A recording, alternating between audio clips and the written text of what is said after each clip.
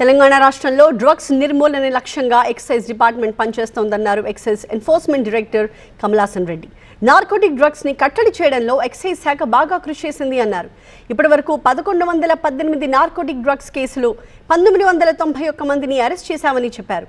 Pubs పై ప్రత్యేక బృందాలతో special operations నిర్వహించామని, గంజాయి నిర్మూలనలో భాగంగా ఆపరేషన్ ధూల్పేట్ నిర్వహించామని చెప్పారు.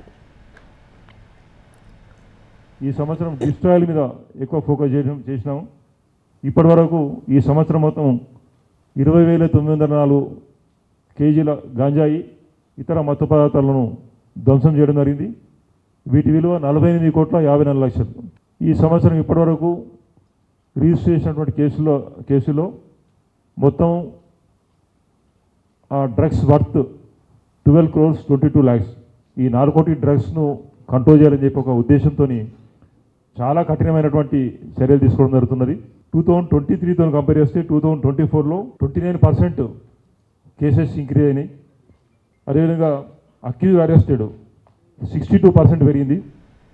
అండ్ వెహికల్ సీజర్ కూడా 78% పెరిగింది.